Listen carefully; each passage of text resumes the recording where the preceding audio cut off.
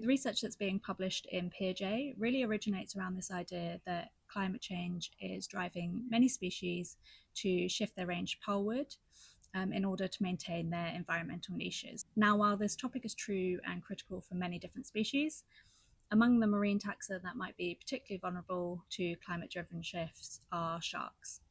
So, being predominantly ectothermic species, sharks rely primarily on the surrounding environment to regulate body temperature, which in turn can directly influence vital metabolic and physiological functions such as digestion, growth, and reproduction. But on top of this, and at the same time, sharks are already facing a high extinction risk, and this is mainly due to overfishing.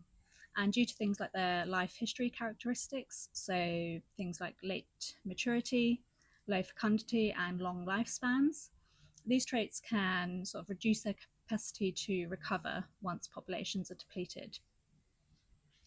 And what I noticed was that while reviewing sort of existing research and the literature, was that although there was evidence of climate-driven shifts among shark species, these were mainly focused on species that were maybe more highly mobile or have sort of a broader distribution, and more species that were maybe a bit more commercially valuable.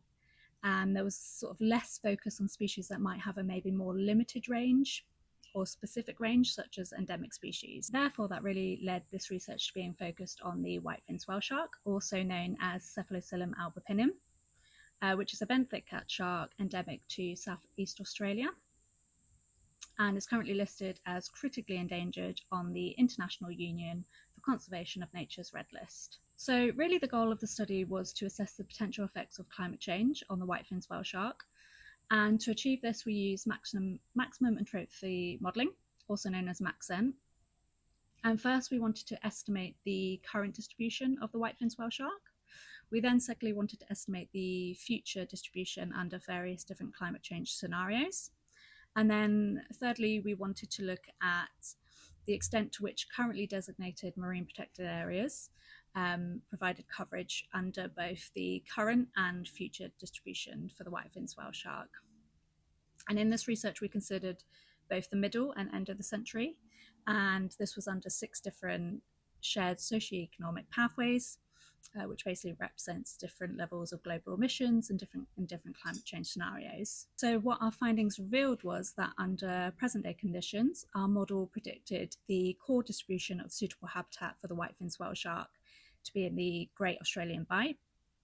However, for future projections, under all climate situations, under all climate scenarios, the model indicated a shift of at least 72 kilometres up to over 1,000 kilometres in a east-southeast direction towards Tasmania.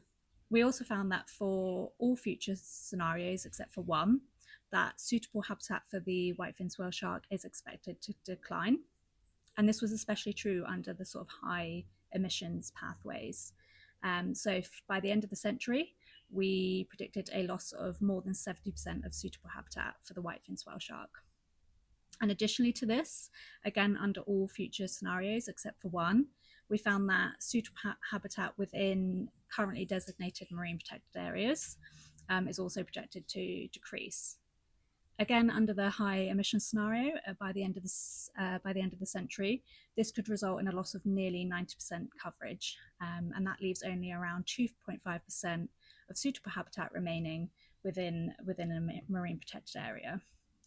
Now, what I hope that people take away from this research is sort of an increased awareness of the maybe broader impacts that are faced by species, particularly the growing impact of climate change.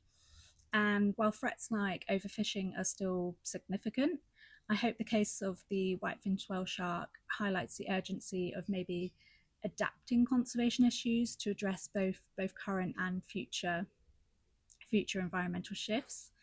And then beyond that, I kind of just hope that this research sparks maybe some curiosity and inspires new questions. So the whitefin swell shark is quite an elusive species, and there's still so much to discover about it. There's still so much that we don't know. And I hope that it just kind of motivates others to contribute to its conservation, so that not only us, but also future generations can experience, the wonder of of these species, and we just see them thrive for years to come.